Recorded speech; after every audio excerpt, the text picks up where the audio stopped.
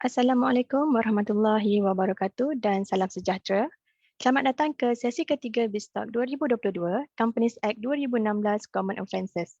Anda bersama saya lagi, Nur Fakira, mewakili Suruhanjaya Syarikat Malaysia ingin mengucapkan ribuan terima kasih kepada tuan-tuan dan puan-puan yang mengikuti sesi BizTalk pada pagi ini. Dan ada juga yang mengikuti BizTalk ini dari sesi pertama hingga hari ini. Terima kasih kerana bersama-sama menjayakan Majlis Ulang Tahun SSM yang ke-20. Baiklah tuan-puan sekalian, sebelum kita mulakan program pada hari ini, saya akan jelaskan perjalanan program dan beberapa tata cara yang perlu dipatuhi sepanjang program ini berlangsung agar berjalan dengan lancar. Program ini akan berlangsung selama 1 jam, bermula dari jam 10 pagi sehingga 11 pagi. Untuk makluman tuan-puan, terdapat 2 sesi pada hari ini. Sesi pertama akan dimulakan oleh Cik Nurul Fairuliza, Eksekutif Seksyen Tadbir Urus Korporat, Bahagian Siasatan. Kemudian kita akan berehat selama 2 minit dan akan bersambung sesi kedua oleh Cik Mazlina binti Muzini, Pengurus Seksyen Tadbir Urus Korporat, Bahagian Siasatan. Tuan-tuan dan puan-puan, program BizTalk ini akan bersiaran secara langsung dari 2 pautan di Zoom dan Facebook Live di laman rasmi Suruhanjaya Syarikat Malaysia. Seterusnya, sila pastikan kamera tuan-puan ditutup ketika sesi sedang berlangsung. Pastikan mikrofon berada dalam mood senyap. Gunakan ruangan chat sekiranya perlu berkomunikasi atau bertanyakan soalan. Sebelum kita mulakan program pada hari ini, saya akan memperkenalkan latar belakang penceramah pada hari ini. Penceramah pada hari ini ialah Cik Nurul Fairuliza binti Zulkifli dan Cik Mazlina binti Muzini. Cik Nurul Fairuliza merupakan kelulusan Ijazah Sarjana Muda Pentadbiran Perniagaan Kewangan di Universiti Teknologi MARA UiTM. Mula berkhidmat di Suruhanjaya Syarikat Malaysia pada November 2004 di SSM sebagai pembantu tadbir. Bermula 2016 hingga kini, beliau berkhidmat sebagai eksekutif di bahagian siasatan Suruhanjaya Syarikat Malaysia. Seterusnya, penceramah kedua ialah Cik Mazlina binti Muzini. Cik Mazlina merupakan kelulusan Ijazah Sarjana Muda Perniagaan Antarabangsa, Universiti Utara Malaysia. Mula berkhidmat di Suruhanjaya Syarikat Malaysia pada tahun 2006 sebagai eksekutif di Seksyen Pendaftaran Perniagaan, Bahagian Perkhidmatan Pendaftaran sehingga 2013. Kemudian berkhidmat sebagai eksekutif Unit Pengurusan Maklumat Pendaftaran dan Data Integriti, Bahagian Perkhidmatan Pendaftaran dari Disember 2015 hingga 14 Disember 2016. Kini, beliau berkhidmat sebagai pengurus di bahagian siasatan. Baiklah, tanpa melengahkan masa, saya menjemput Cik Nurul Fairuliza untuk meneruskan sesi pada pagi ini. Dipersilakan.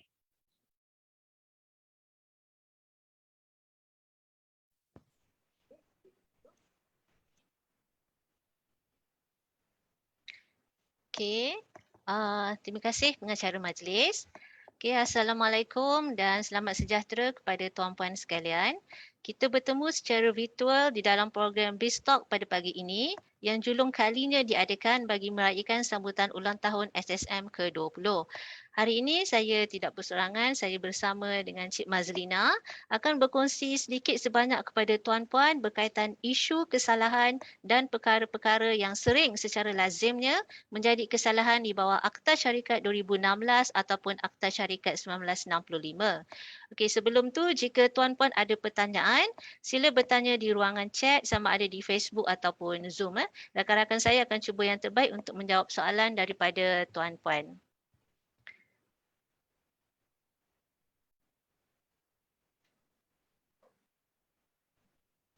Okey, diharapkan program pada hari ini akan memberi manfaat kepada tuan-puan di mana objektif pada hari ini adalah memberi pendedahan tentang konsep tadbir urus korporat serta kesalahan-kesalahan di bawah Akta Syarikat 2016, menerangkan kesalahan-kesalahan lazim yang disiasat oleh bahagian siasatan, memberi penjelasan berkaitan kesalahan yang ada hukuman penjara akan disiasat oleh bahagian siasatan serta hasil siasatan akan dikemukakan kepada TPR untuk keputusan. TPR di sini adalah singkatan kepada Timbalan Pendakwa Raya. Dan yang terakhir, objektif kita adalah kesalahan yang hanya ada hukuman denda atau penalti sahaja akan dikendalikan oleh bahagian pematuhan. So maksud di sini jika tuan-puan baca pada buku akta syarikat, jika tuan-puan lihat pada kesalahan yang ada hukuman penjara, di situ merupakan akan disiasat oleh bahagian siasatan. Dan kalau tuan-puan lihat hukuman tu hanya denda sahaja, kesalahan tu akan dikendalikan oleh bahagian pematuhan. Okey, di sini saya kongsikan kepada tuan-puan terdapat beberapa seksyen yang ditubuhkan di bahagian siasatan, diketuai dengan pengarah bahagian dan diikuti dengan 4 seksyen lah. So seksyen yang pertama ialah seksyen fraud kewangan atau AMLA. So seksyen ni dia menyiasat berkaitan dengan penipuan keuangan, kesalahan penyata keuangan, perlindungan pengguna, forensik perakaunan, perdagangan insolven, penipuan pelaburan, kes MASB dan keganasan keuangan. Seksyen yang kedua iaitu seksyen tadbir urus korporat.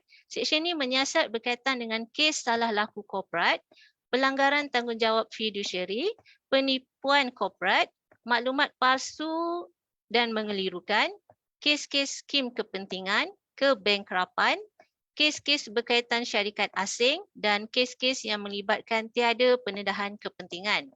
Dan kami di bahagian siasatan juga terdapat juga seksyen risikan dan inquiry.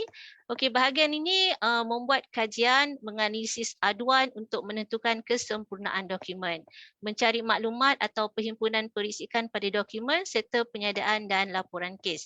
Dan seksyen terakhir di bahagian siasatan ialah seksyen kesalahan am.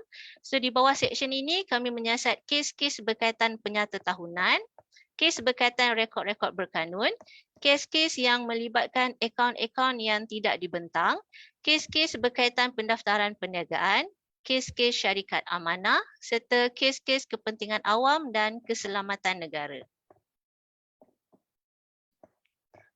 Okey, berikut merupakan kesalahan lazim yang disiasat di bawah Akta Silihan SSM. So kita ada 5 kes yang biasanya kesalahan lazim yang disiasat di bawah Akta SSM. So di sini kita ada 5 iaitu menyerah simpan penyataan palsu kepada pendaftar. Yang kedua, membuat sesuatu keputusan yang memudaratkan syarikat atau untuk kepentingan diri sendiri. Yang ketiga, mendorong orang awam untuk melabur di dalam sesebuah pelaburan yang tidak sah melalui perjanjian atau instrumen palsu. Yang keempat, individu yang berstatus bankrupt tidak mendapat pelepasan dari mahkamah, bertindak sebagai pengarah atau pegawai dalam pengurusan syarikat. Dan yang kelima, kegagalan syarikat untuk mendaftar skim kepentingan. Okey, apa yang tuan-puan lihat di skrin merupakan rekod yang diterima daripada bahagian siasatan daripada tahun 2018 sehingga 31 Disember 2021. Okey tuan-puan, selain daripada senarai kesalahan yang saya nyatakan di atas, bahagian siasatan juga menerima kes-kes di bawah Akta Pendaftaran Perniagaan 1956. Okey, antara aduan yang diterima adalah pelantikan pemilik perniagaan tanpa pengetahuan, penggunaan alamat kediaman tanpa pengetahuan dan macam-macam aduan lain lagi. Okay, selain itu kami juga menyiasat di bawah Akta Perkongsian Liability Terhad PLT atau dalam bahasa Inggeris ni LLP Limited Liability Partnership tahun 2012 Amendment 2015. Okey, di bawah LLP atau PLT ni aduan yang kami terima adalah berkaitan lantikan perkongsi tanpa pengetahuan dan lain-lain. Dan kami juga menyiasat di bawah Akta Skim Kepentingan 2016 seperti penawaran skim tidak berdaftar kepada orang ramai. Okay, di sini saya ingin tekankan kepada tuan-puan, sebelum tuan-puan melabur dalam sesuatu skim, tuan-puan digalakkan membuat semakan senarai syarikat atau skim yang didaftarkan di SSM di laman web SSM iaitu www.ssm.com.my atau boleh juga membuat semakan di Suruhanjaya Security. Sebab kalau kita lihat hari ini banyak juga kes-kes yang melibatkan skim. Jadi dengan cara ini mungkin boleh dikurangkan kes-kes berkaitan pelaburan tidak berdaftar. Okey, tuan-puan lihat pada statistik. Okey, pada tahun 2019 keseluruhan fail siasatan yang kita terima adalah sebanyak 436 kes, iaitu sebanyak 229 kes yang kita siasat berkaitan dengan kes di bawah Seksyen 364 Akta Syarikat 1965 ataupun untuk akta yang baru Seksyen 591 Akta Syarikat 2016.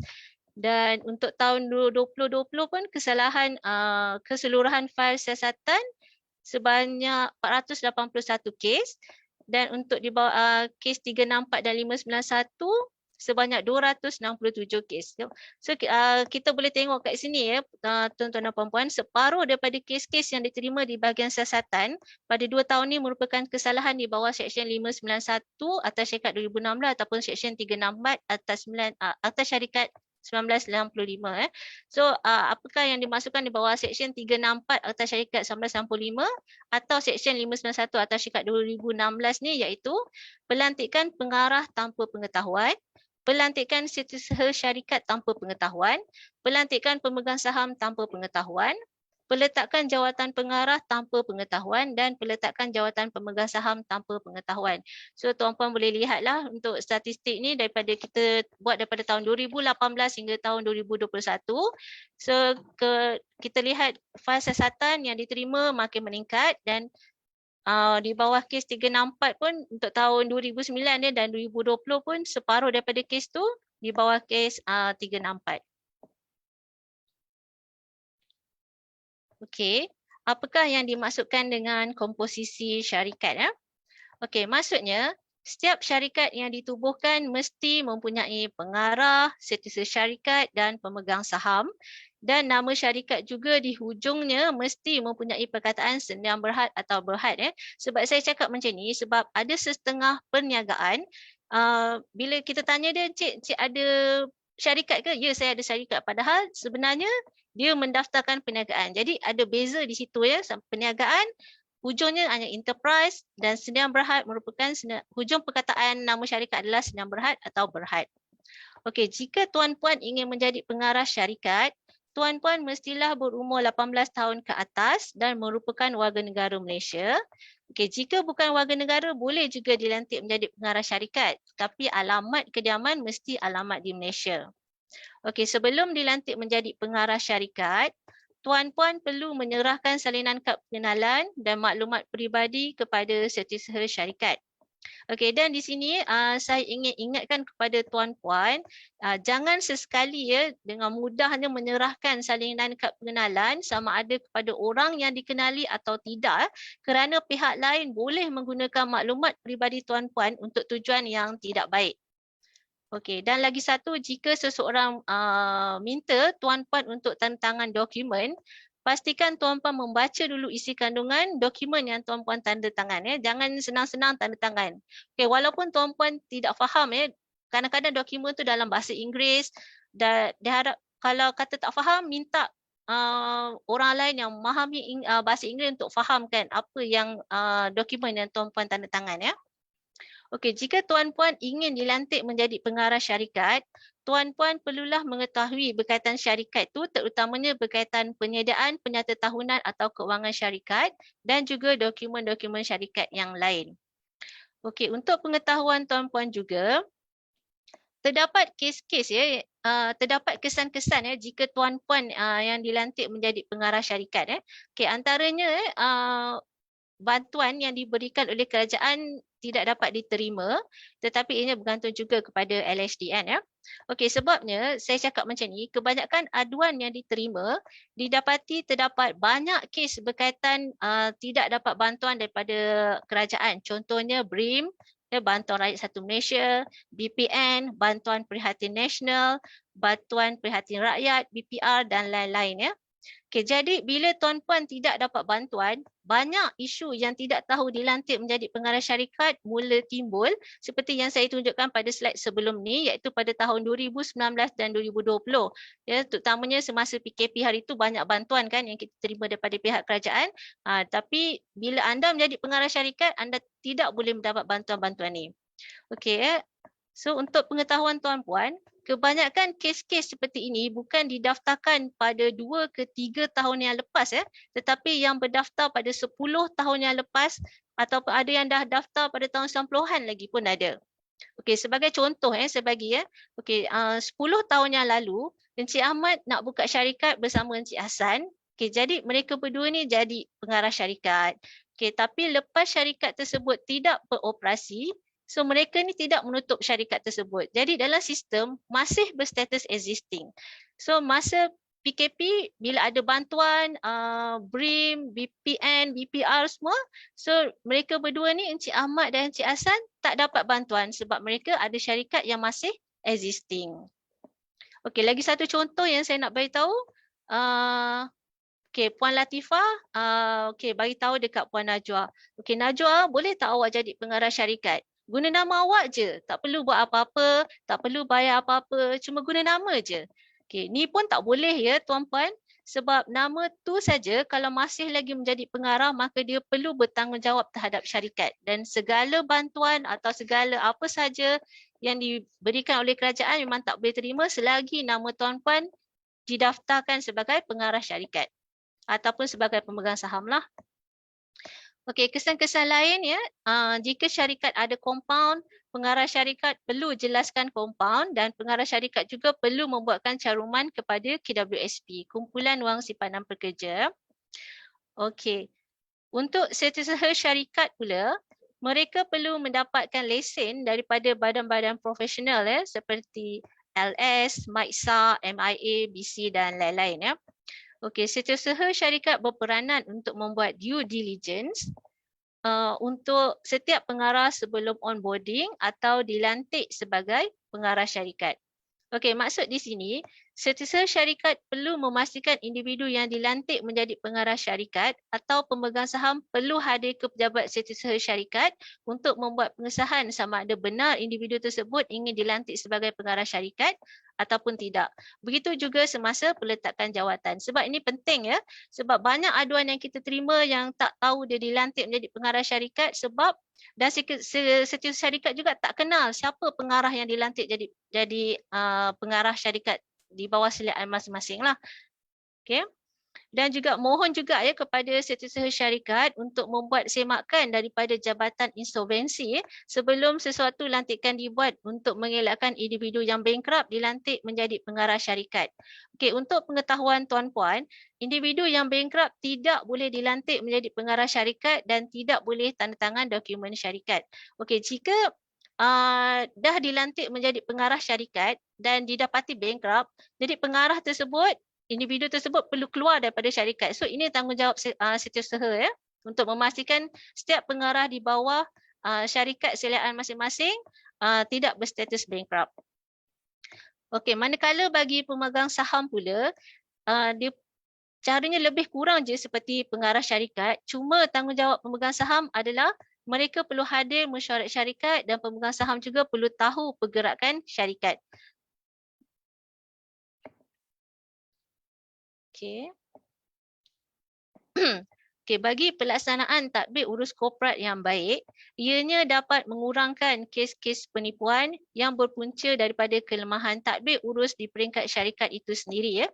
Okey, jika tadbir urus korporat di dalam sesebuah syarikat itu baik dan tersusun, kemungkinan boleh dikurangkan isu-isu berkaitan pelantikan atau peletakan jawatan tanpa pengetahuan ini. Okey, antara unsur penting yang perlu ada dalam tadbir urus korporat adalah tingkah laku yang beretika, kebertanggungjawaban, ketelusan dan kemampanan dalam pentadbiran ya. So ini penting dalam setiap syarikat perlu mentadbir urus korporat yang baik ya untuk mengelakkan perkara-perkara begini terjadilah.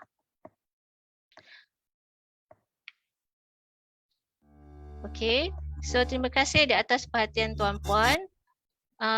Seterusnya penceramah yang kedua iaitu Cik Mazlina akan menjelaskan kesalahan-kesalahan lazim di bawah Akta Syarikat 2016 yang disiasat oleh Suruhanjaya Syarikat Malaysia. Tetapi sebelum tu saya serahkan kepada pengacara majlis untuk meneruskan acara. Terima kasih. Terima kasih Cik Nurul Fairuliza atas perkongsian sebentar tadi. Tuan-tuan dan puan-puan, kita akan berehat sebentar selama 3 minit dan sesi ini akan berlangsung pada jam 10.23 pagi. Terima kasih.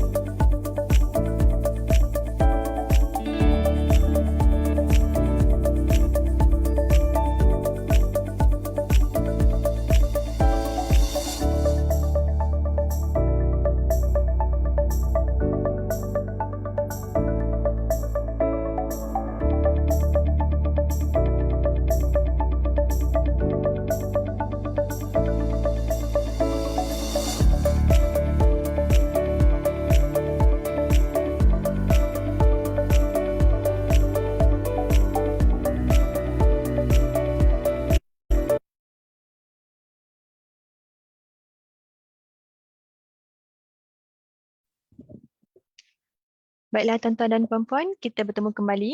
Kita akan teruskan sesi kita pada pagi ini. Tanpa melengahkan masa, saya serahkan sesi ini kepada penceramah kita yang kedua iaitu Cik Mazlina binti Muzini. Dipersilakan puan.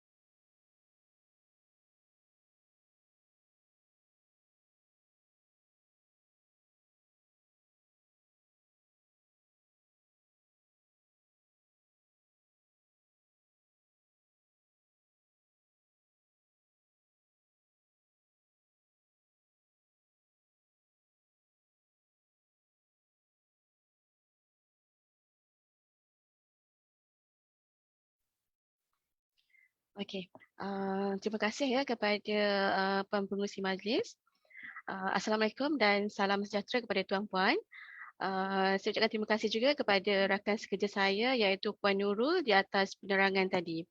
Okey, tuan-puan sekalian, saya percaya ada di kalangan tuan-puan yang mendengar topik ini pada pagi ini, ada yang mempunyai syarikat sendiri dan mungkin ada yang menjadi pengarah atau menjadi pemegang saham dan mungkin ada yang menjadi kedua-duanya sekali iaitu menjadi pengarah dan juga pemegang saham. Dan mungkin juga ada di kalangan tuan-puan yang mendengar pada pagi ini adalah merupakan setiausaha syarikat ataupun memegang apa-apa jawatan di dalam syarikat mengikut taksiran dalam Akta Syarikat 2016. Okey. Tetapi adakah tuan-puan tahu berkaitan tadbir urus korporat yang baik? Apa yang dikatakan sebagai tadbir urus korporat yang baik?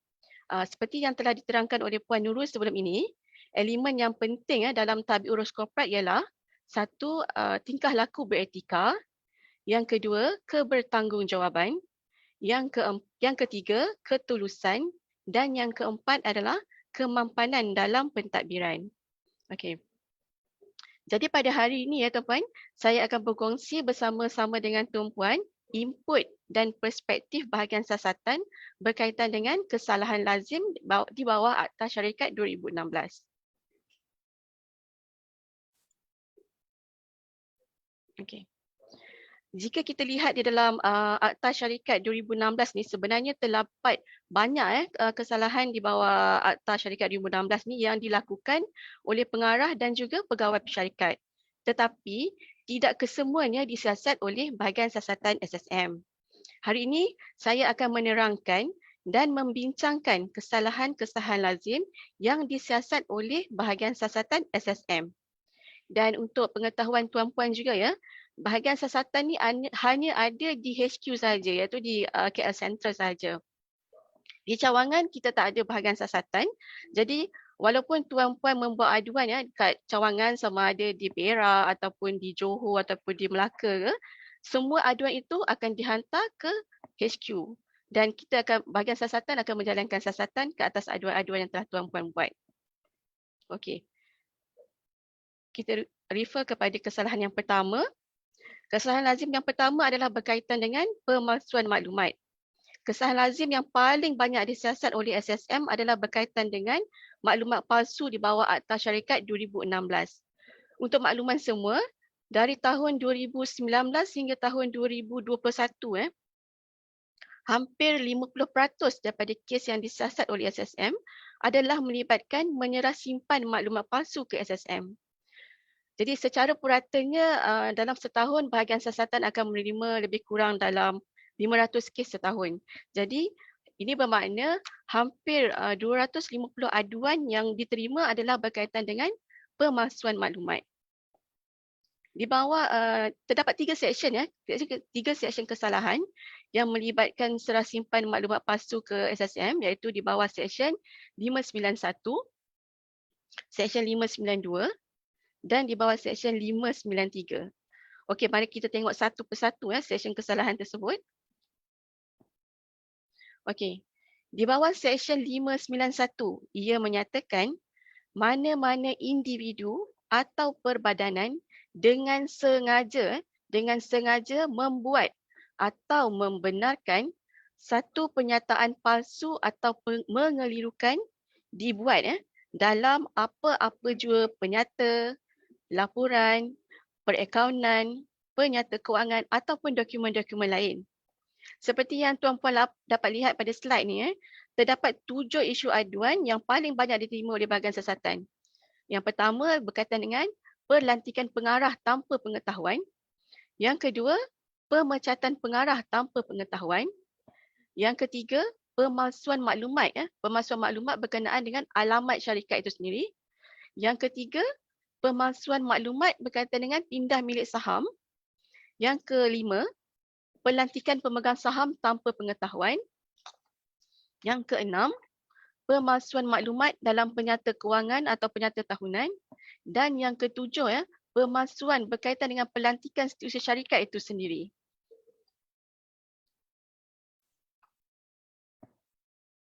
Di bawah Seksyen 592 pula berkaitan laporan palsu, iaitu pegawai suatu perbadanan dengan sengaja membuat atau membenarkan suatu pernyataan atau laporan palsu atau mengelirukan dibuat kepada pihak-pihak berikut.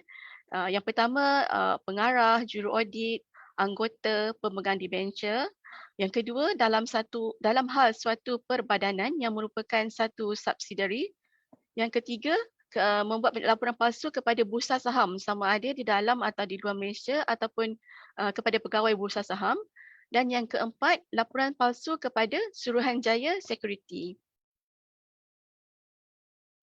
Okey, di bawah Seksyen 593 pula adalah laporan atau pernyataan palsu kepada pendaftar. Seseorang yang membuat atau memberikan atau yang diketahuinya membenarkan atau mengizinkan diberikan apa-apa pernyataan, maklumat atau laporan palsu atau mengelirukan kepada pendaftar berhubung dengan pertama, hal ehwal suatu perbadanan. Yang kedua, apa-apa perkara atau benda yang dikehendaki oleh pendaftar bagi pelaksanaan akta ini atau berhubung dengan penguatkuasaan akta ini. Jadi secara kesimpulannya, bagi ketiga-tiga seksyen kesalahan ini adalah berkaitan dengan serah simpan maklumat palsu ke SSM. Okey. Ada kes yang kita pernah siasat yang melibatkan memberi pernyataan palsu semasa permohonan pemotongan nama syarikat. Jadi berdasarkan siasatan dan berdasarkan fakta kes, kita dapati tertuduh telah memberikan maklumat palsu melalui permohonan pemotongan nama syarikat yang mengatakan syarikat tidak pernah menjalankan sebarang urusan sejak ditubuhkan. Tetapi hasil daripada siasatan kita dapati syarikat ni ada menjalankan perniagaan, mempunyai rekod transaksi perniagaan dan aliran keluar masuk.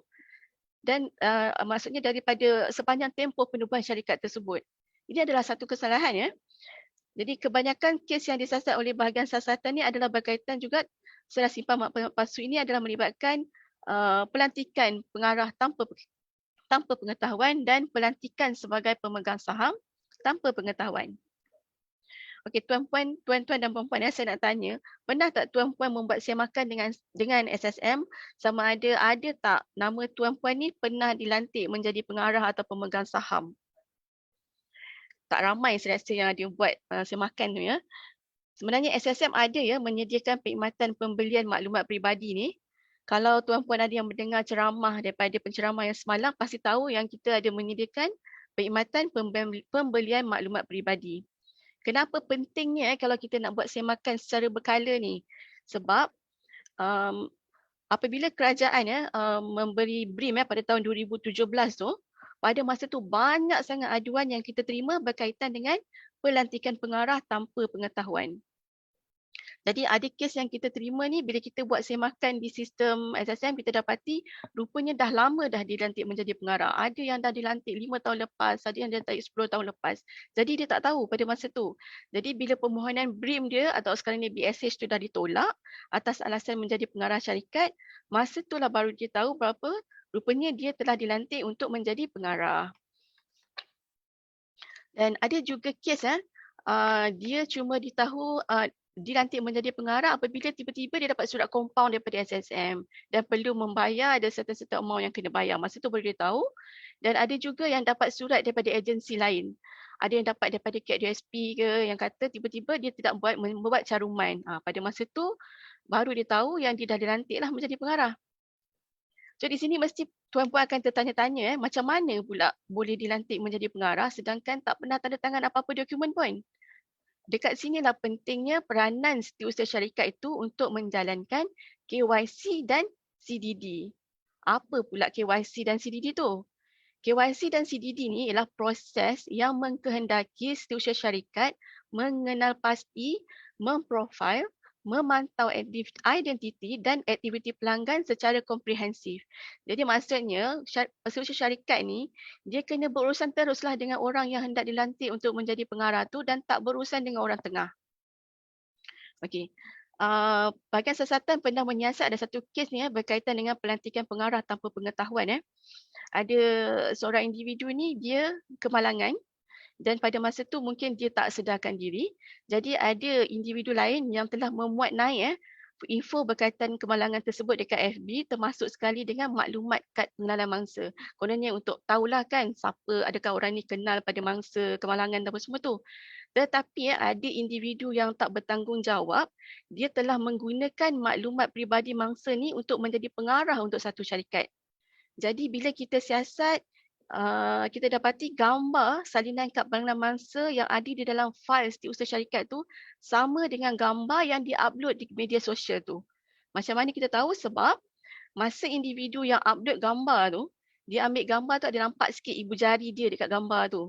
Jadi gambar yang sama juga ada di dalam buku setiausaha syarikat tu. Jadi dekat sini kita dah tahu sebenarnya setiausaha syarikat ni tak berjumpa langsung dengan individu yang nak dilantik tu. Oleh kerana terlalu banyak kes yang melibatkan pemalsuan maklumat ni pada tahun lepas, pada tahun 2021, bahagian siasatan sendiri telah mengambil inisiatif untuk memberi kesedaran terutamanya kepada setiausaha syarikat mengenai pentingnya KYC dan CDD ni. Ini kerana berdasarkan siasatan yang kami buat, ada setengah setiausaha ni hanya berurusan dengan orang tengah dan tak berurusan langsung dengan individu yang hendak dilantik. Segala urusan dari segi untuk documentation ataupun tanda tangan semua diuruskan oleh orang tengah. Jadi pada tahun lepas seramai lebih kurang dalam 70 orang setiausaha syarikat yang telah dipilih dan kami telah memberi penerangan tentang pentingnya setiausaha ini menjalankan KYC. Okey, untuk ketiga-tiga seksyen kesalahan ini sekiranya disabitkan kesalahan, penalti yang akan dikenakan ialah penjara tidak melebihi 10 tahun atau denda tidak melebihi 3 juta atau kedua-duanya sekali. Okey, kita beralih kepada seksyen kesalahan lazim yang seterusnya iaitu berkaitan dengan kewajipan dan tanggungjawab pengarah. Secara amnya, pengarah syarikat mempunyai tanggungjawab yang besar. Pengarah yang akan menentukan hala tuju sesebuah syarikat.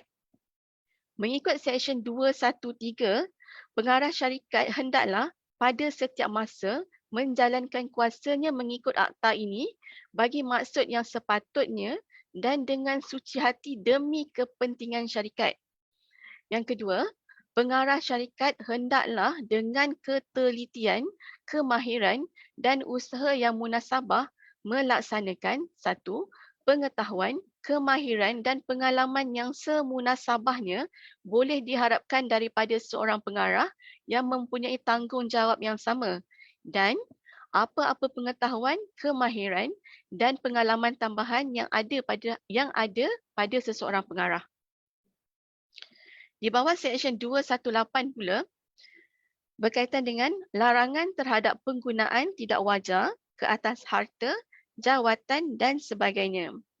Dalam seksyen ini dia mengatakan seseorang pengarah atau pegawai syarikat tidak boleh tanpa persetujuan atau ratifikasi suatu mesyuarat agung, satu, menggunakan harta syarikat, Yang kedua, menggunakan apa-apa maklumat yang diperolehi menurut kuasa kedudukannya sebagai pengarah atau pegawai syarikat.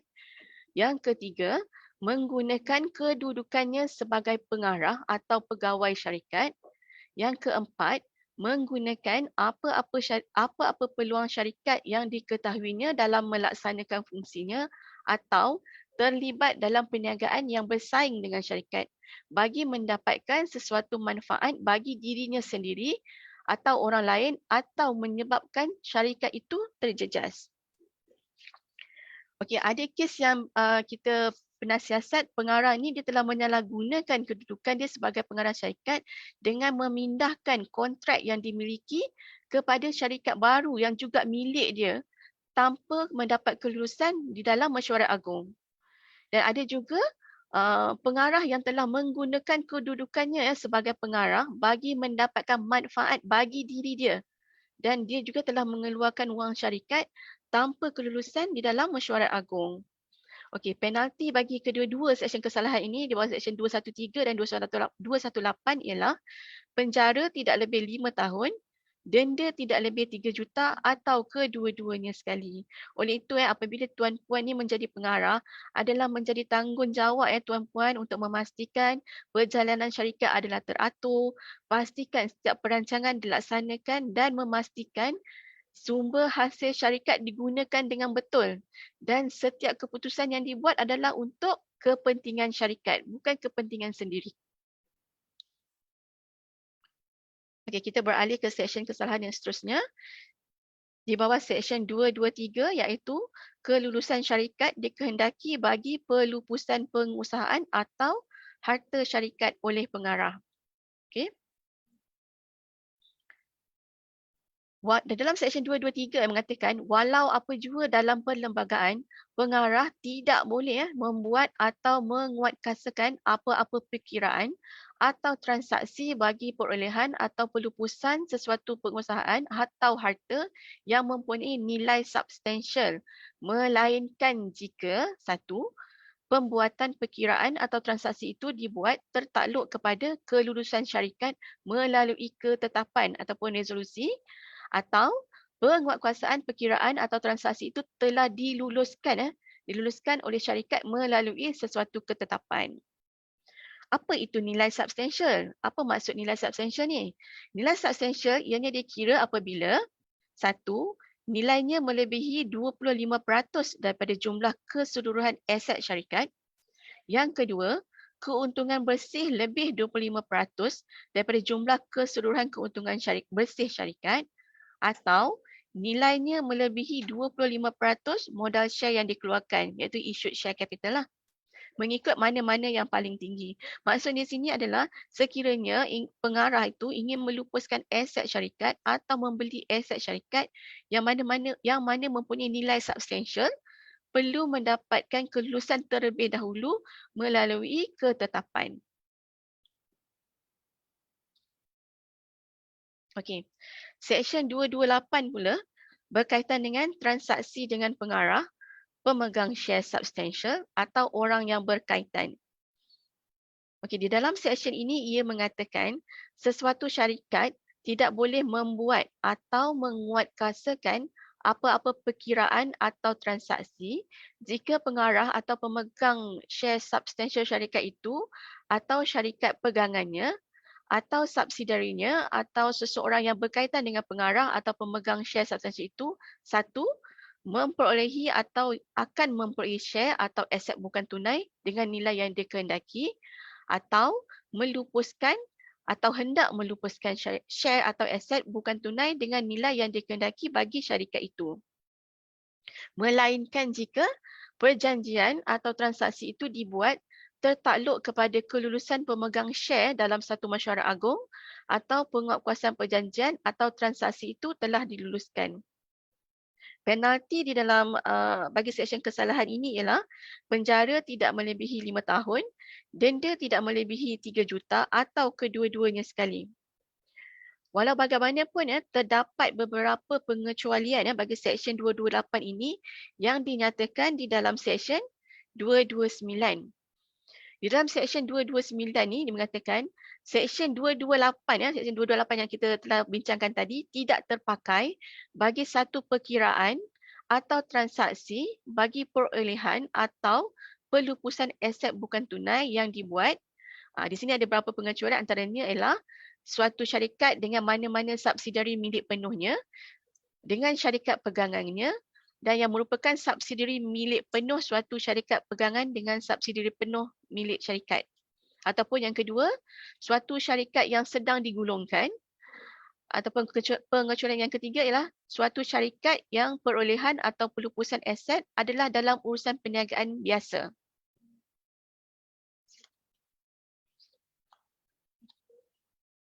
Kesalahan lazim yang seterusnya adalah berkaitan dengan pinjaman kepada pengarah, iaitu di bawah Seksyen 224.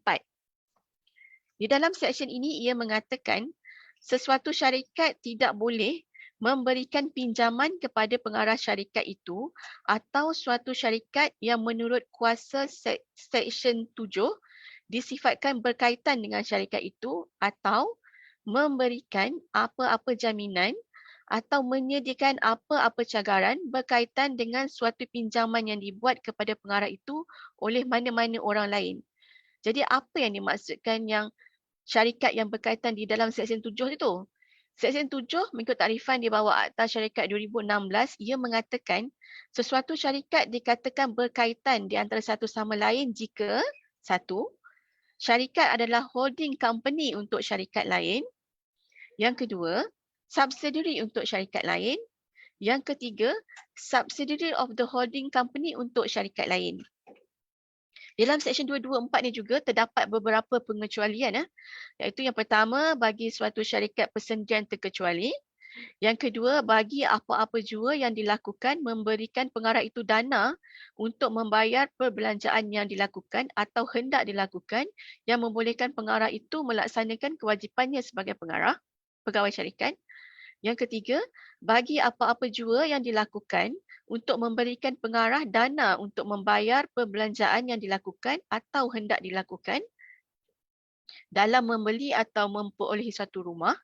Yang keempat, bagi apa-apa pinjaman yang diberikan kepada pengarah jika syarikat itu telah meluluskan ketetapan meluluskan suatu skim yang membenarkan syarikat untuk memberikan pinjaman kepada pekerja syarikat.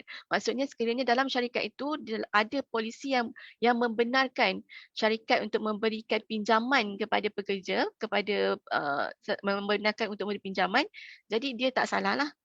Sebab dia memang ada skim yang membenarkan memberi pinjaman kepada pekerja syarikat. Jika di dalam Seksyen 224 ni berkaitan dengan larangan memberi pinjaman kepada pengarah, di bawah Seksyen 225 pula adalah berkaitan dengan larangan memberikan pinjaman kepada orang yang berkaitan dengan pengarah tu. Di dalam seksyen ini ia mengatakan sesuatu syarikat tidak boleh memberikan pinjaman kepada mana-mana orang yang berkaitan dengan pengarah syarikat atau membuat apa-apa jaminan atau menyediakan apa-apa cagaran berkaitan dengan pinjaman yang diberikan. Apa pula yang dimaksudkan dengan orang yang berkaitan dengan pengarah tu? Jadi menurut Seksyen 197 di bawah Akta Syarikat 2016, seseorang yang disifatkan berkaitan dengan pengarah ialah satu, anggota keluarga pengarah itu sendiri, iaitu isteri, suami, ibu, bapa, anak. Anak ni termasuklah anak tiri dan juga anak angkat. Yang kedua, pertubuhan perbadanan yang bersekutu dengan pengarah itu. Yang ketiga, pemegang amanah suatu amanah yang di bawahnya pengarah itu atau anggota keluarganya merupakan beneficiary. Yang keempat, pekongsi pengarah atau pekongsi orang yang berkaitan dengan pengarah.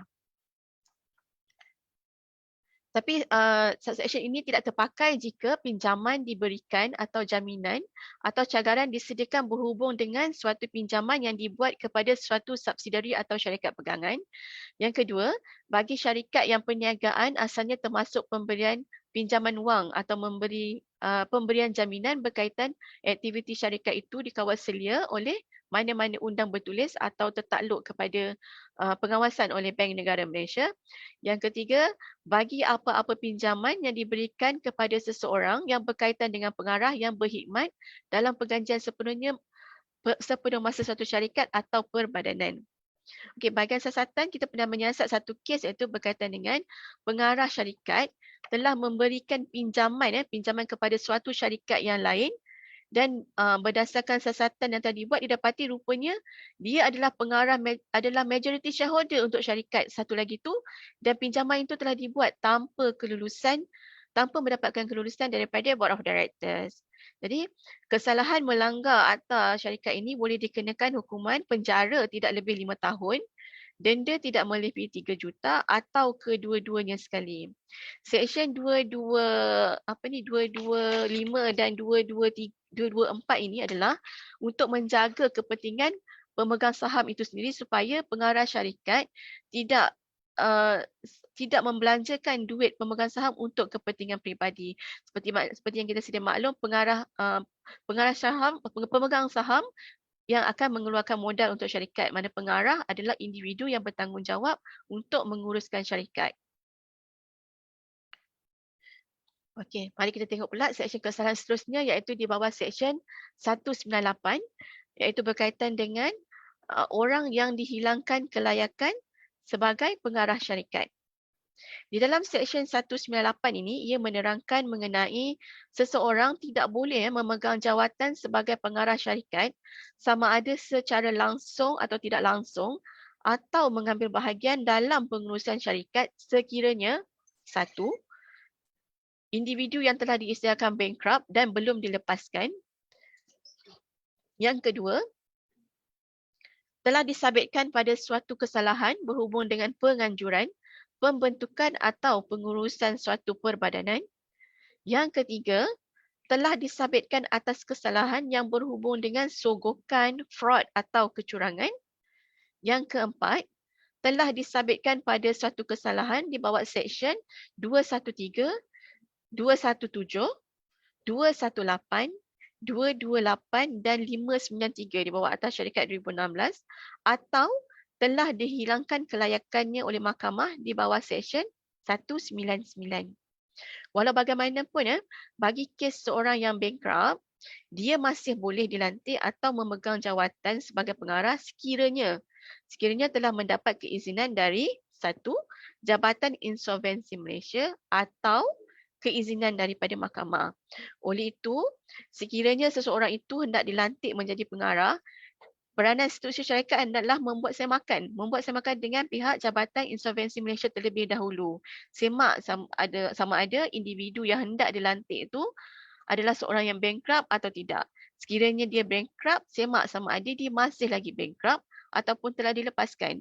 Sekiranya dia masih lagi bankrupt, dapatkan juga pengesahan daripada individu tersebut adakah dia telah mendapat keizinan daripada Jabatan Insolvensi Malaysia ataupun daripada mahkamah untuk menjadi pengarah. Jadi, apa pula yang tuan-puan perlu lakukan sekiranya kalau tiba-tiba tuan-puan ni telah diisytiharkan bankrupt? Maksud saya sebelum ni dah pernah jadi pengarah, tiba-tiba tuan-puan telah diisytiharkan bankrupt. Apa yang perlu tuan-puan lakukan? Pertama, maklumkan kepada setiausaha syarikat. Bagi tahu yang tuan-puan telah diisytiharkan bankrupt bila. Dan kedua, pastikan tidak terlibat dalam urusan syarikat semasa tempoh bankrupt itu. Dan ketiga, jika terdapat keperluan untuk menjadi pengarah, sila dapatkan kebenaran daripada Jabatan Insolvensi Malaysia ataupun daripada mahkamah. Untuk makluman bagi tahun 2018 hingga tahun 2021, SSM telah mendakwa hampir seramai 16 individu kerana dia masih lagi bertindak sebagai pengarah syarikat walaupun telah diisytiharkan bankrupt. Dia telah menjadi pengarah syarikat tanpa mendapat kelulusan daripada Jabatan Insolvensi Malaysia ataupun telah mendapat kelulusan daripada mahkamah. Penalti yang dikenakan bagi seksyen kesalahan ini ialah penjara tidak lebih 5 tahun atau denda tidak lebih 3 juta ataupun kedua-duanya sekali.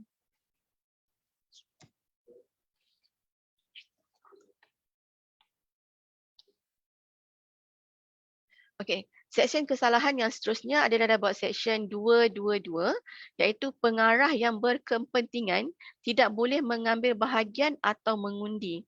Okey, apa maksud dia? Di dalam seksyen ini ia mengatakan tertakluk kepada seksyen 221, seseorang pengarah syarikat atau mengikut apa-apa cara sama ada secara langsung atau tidak mempunyai kepentingan dalam kontrak yang dibuat atau yang dicadangkan untuk dibuat oleh syarikat hendaklah dikira hanya sebagai mencukupkan kuorum mesyuarat sahaja. Tetapi dia tidak dibenarkan untuk mengambil bahagian dalam apa-apa perbincangan semasa kontrak itu sedang dipertimbangkan dan dia juga tidak boleh mengundi bagi kontrak yang dicadangkan itu melainkan jika kepentingan itu tidak perlu disahihkan di bawah seksyen 221. Apa pula maksudnya di bawah seksyen 221 tu? Di dalam seksyen 221 Akta Syarikat 2016 mengatakan tiap-tiap pengarah syarikat dalam apa-apa cara sama ada secara langsung atau tidak mempunyai kepentingan dalam kontrak yang hendak dibuat atau yang dicadangkan untuk dibuat oleh syarikat hendaklah secepat mungkin mengisytiharkan kepentingan dalam mesyuarat lembaga pengarah. Dan setiausaha syarikat hendaklah merekodkan setiap pengisytiharan yang dibuat ini di dalam minit mesyuarat. Okey. Penalti yang dikenakan bagi seksyen kesalahan ini ialah penjara tidak lebih 5 tahun, denda tidak melebihi 3 juta ataupun kedua-duanya sekali.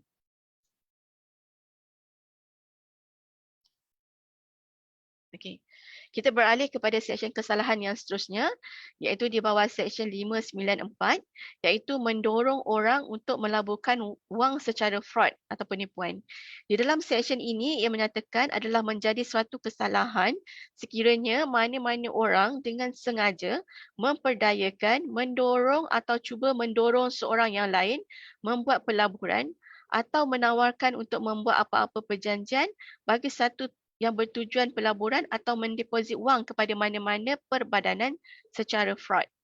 Penalti bagi seksyen kesalahan ini ialah penjara tidak lebih 10 tahun, denda tidak melebihi 3 juta atau kedua-duanya sekali. Okey, bercakap pasal pelaburan pada tahun 2018, SSM telah memberikan kesedaran kepada orang awam berkaitan dengan pelaburan haram. SSM telah menganjurkan kempen kesedaran berkenaan pelaburan haram ini dengan tujuan untuk meningkatkan pemahaman orang awam berkenaan ciri-ciri pelaburan haram dan memberi kesedaran kepada orang awam berkenaan bahayanya pelaburan haram ni. Hebahan kita telah buat, hebahan poster dan video telah dibuat melalui Facebook rasmi SSM. Okey, tuan-puan tu juga diingatkan untuk menyemak dahulu sebelum membuat apa-apa pelaburan dan pastikan skim pelaburan tersebut adalah berdaftar. Okey, seksyen kesalahan yang seterusnya ialah di bawah seksyen 596 berkaitan dengan sekatan ke atas penawaran share, debenture dan sebagainya bagi langganan atau pembelian. Di dalam seksyen ini ia mengatakan seseorang tidak boleh sama ada melalui pelantikan atau selainnya pergi dari tempat ke tempat. Satu, menawarkan share bagi langganan atau pembelian kepada orang awam atau mana-mana orang awam. Yang kedua, mendapatkan atau menerima tawaran atau melanggan atau untuk membeli share daripada orang awam. Tetapi walau bagaimanapun, seksyen ini tidak terpakai bagi tawaran untuk langganan atau pembelian atau pelawaan untuk melanggan atau membeli atau syur yang kepadanya Akta Pasaran Modal dan Perkhidmatan 2007 adalah terpakai. Contohnya di sini adalah seperti ejen-ejen unit trust lah. Okey, penalti di bawah seksyen ini adalah penjara tidak lebih 5 tahun, denda tidak lebih 3 juta atau kedua-duanya sekali. Okey. Seksyen kesalahan lazim yang terakhir ialah di bawah seksyen 597 iaitu berkaitan sekatan ke atas penggunaan perkataan limited, berhad dan sendirian. Di dalam seksyen ini ia mengatakan mana-mana orang yang menjalankan perniagaan di bawah apa-apa nama sama ada berhad ataupun singkatannya BHD, limited ataupun singkatannya LLT adalah bersalah kecuali jika dia diperbadanankan dengan sewajarnya. Yang kedua, suatu syarikat juga tidak boleh menggunakan perkataan sendirian atau singkatannya SDN sebagai sebahagian daripada nama syarikat jika syarikat itu tidak memenuhi kehendak yang dikehendaki oleh akta. Maksudnya di sini adalah menjadi kesalahan jika seseorang itu menjalankan perniagaan tapi perniagaan itu tak didaftarkan dengan SSM langsung. Okey? Dan adalah menjadi kesalahan juga sekiranya syarikat itu telah pun dibubarkan tapi individu tersebut masih lagi menjalankan perniagaan menggunakan nama syarikat yang telah dibubarkan. Okey. Penalti untuk seksyen ini adalah penjara tidak lebih 5 tahun, denda tidak melebihi 3 juta ataupun kedua-duanya sekali. Okey, ini adalah kenyataan media berkaitan dengan isu pemalsuan maklumat di bawah Akta Seliaan SSM ni.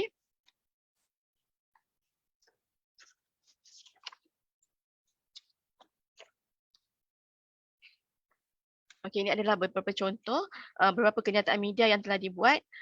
Yang pertama ialah berkaitan dengan individu yang telah didenda atas kesalahan membuat pernyataan palsu dalam laporan penyata keuangan syarikat.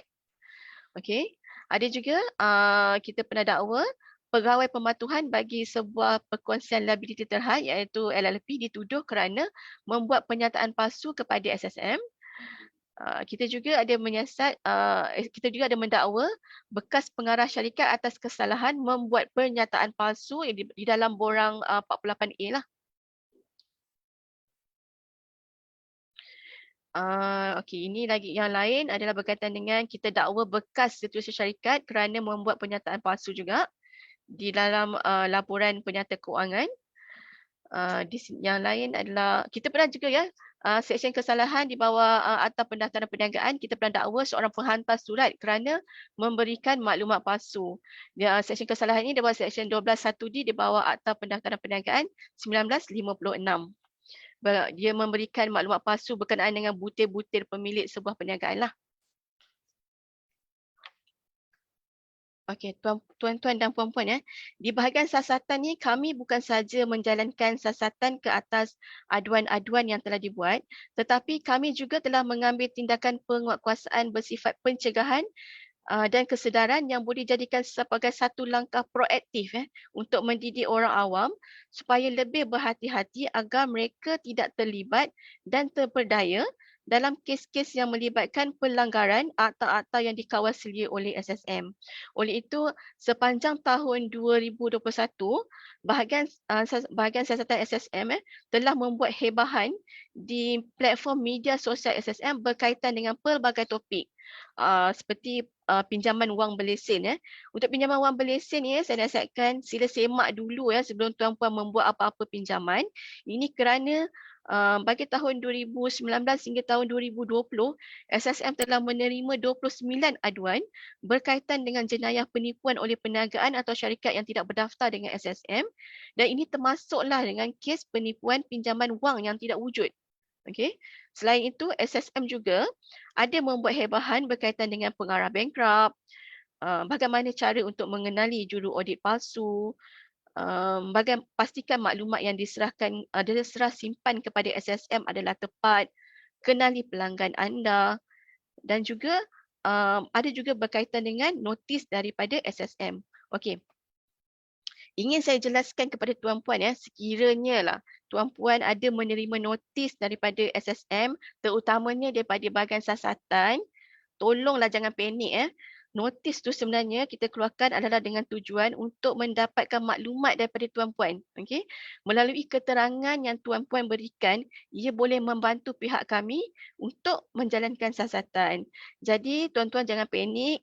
Hubungi dekat notis tu ada nombor telefon pegawai penyiasat yang mengendalikan kes tu, hubungi pegawai penyiasat tu dan tuan-puan boleh dapatkan maklumat lanjut. Sekiranya tuan-puan tidak dapat hadir pada tarikh yang telah ditetapkan pada notis, boleh berbincang dengan pegawai penyiasat tu dan tetapkan tarikh bila yang tuan-puan boleh hadir untuk memberi keterangan. Okey. Jadi sebelum saya menamatkan sesi kali ini, sekali lagi saya ingin menekankan mengenai pentingnya tuan-puan untuk melindungi kad pengenalan anda. Sebab tanpa kita sedar, data maklumat peribadi ni mungkin telah disalahgunakan oleh orang yang tidak bertanggungjawab. Okey, ini kerana berdasarkan aduan dan siasatan yang dijalankan oleh SSM, kehilangan kad pengenalan atau memberikan kebenaran kepada pihak lain untuk menggunakan kad pengenalan anda merupakan punca utama bagi kes-kes berkaitan pemalsuan maklumat kepada pendaftar. Okey. Ada juga kes yang kami terima, puncanya ialah kita bagi kebenaran pada adik-beradik ke, saudara mara ke untuk gunakan maklumat peribadi kita, gunakan IC kita. Mungkin pada masa tu kita tak nampak kesan dia.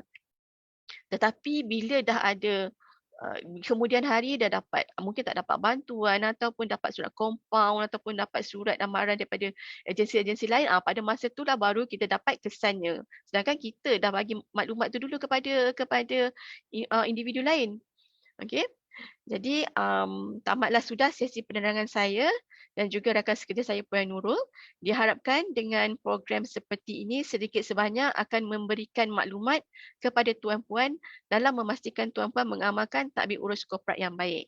Sekali lagi saya ucapkan terima kasih kerana menyertai program pada hari ini. Terima kasih. Assalamualaikum.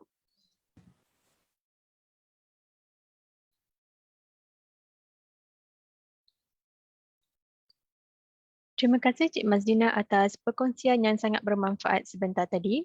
Tuan-tuan dan puan-puan, sebelum saya akhiri sesi pada pagi ini, saya ingin membuat satu pengumuman. Untuk makluman, Suruhanjaya Syarikat Malaysia akan menganjurkan Persidangan Kebangsaan 2022 yang bertemakan Corporate Governance and Sustainability, Needed Now More Than Ever, pada 26 dan 27 Julai 2022. Daftar sekarang sebelum atau pada selewat-lewatnya 15 Jun 2022 untuk mendapatkan kadar super jimat eksklusif kami dengan harga RM500 dengan 16 mata CPE. Sebarang maklumat lanjut, tuan-puan boleh melayari laman web kami di www.ssm.com.my. Tuan-tuan dan puan-puan, anda diminta untuk mengisi borang penilaian seperti yang tertera di skrin atau melalui pautan dalam ruangan meeting chat. Tuan-puan diminta untuk tidak meninggalkan sesi ini tanpa mengisi borang penilaian tersebut. Baiklah tuan-tuan dan puan-puan, maka selesai sudah BizTalk 2022 maklumat tuan-tuan dan puan-puan, maka selesai sudah BizTalk 2022 pada pagi ini. Semoga input yang dikongsikan dapat memberikan manfaat buat semua. Terima kasih saya ucapkan kepada tuan-tuan dan puan-puan atas kehadiran dan pelibatan yang sangat aktif pada pagi ini. Tuan-tuan dan puan-puan boleh tinggalkan sesi ini selepas mengisi borang penilaian.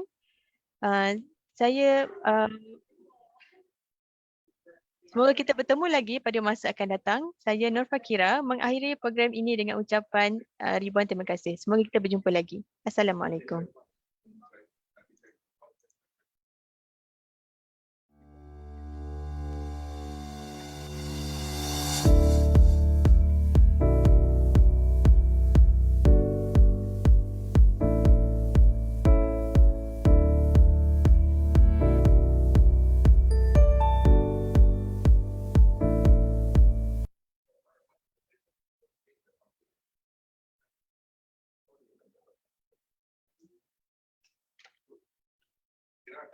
Okay, sir. Thank you. Belum cepat.